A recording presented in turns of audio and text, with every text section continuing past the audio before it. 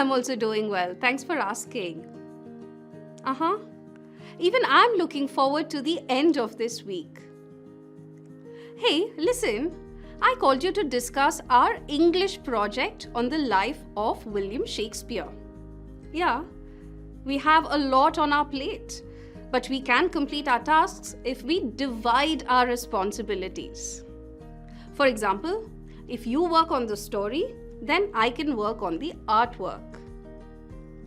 If you can research about his early life, I can focus on his literary works. And if we are going to be working on it at my place, then we can arrange for some snacks too. If you can get some food, I can get you your favorite cold coffee. Okay, see you, bye. Hey everyone, I was talking to my classmate Sonam. We were discussing our English project, which is on the works of William Shakespeare. But the completion of the project depends on only one condition, that we carry out the responsibilities related to our tasks. Speaking of conditions to be met in the future, there is something in our English language that helps us talk about the same: zero conditionals. But what are conditionals? Let's find out.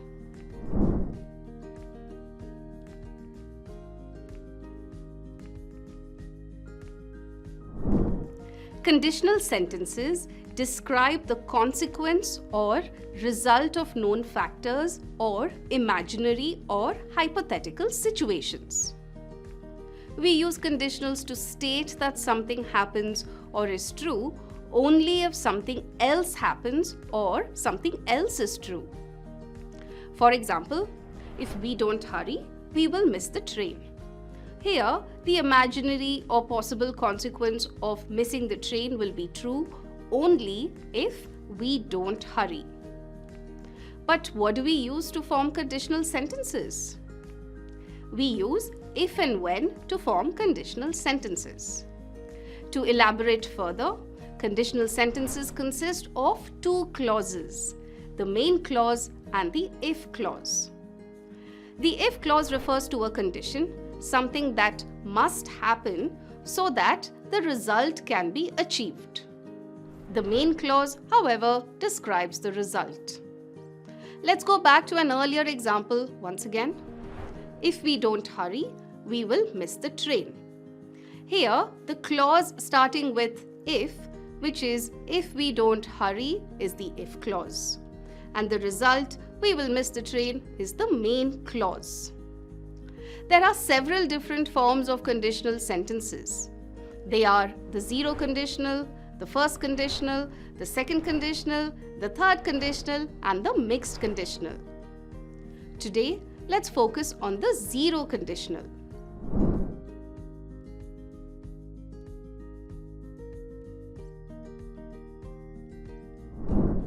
The zero conditional is used to talk about things that are generally true and are based on laws, rules, or scientific proofs. For example, if the wind blows, the leaves on the trees flutter.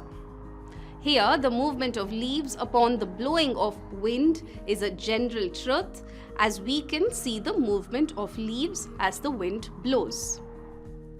Just an important point to note, we can also use modal verbs in the main clause of zero conditional sentences. For example, if the authorities allow, we can perform our next play in the market compound. Here, we've used the modal verb can before the main verb. Can shows the possibility of receiving permission to perform an action. Now let's take a look at the structure of zero conditional sentences.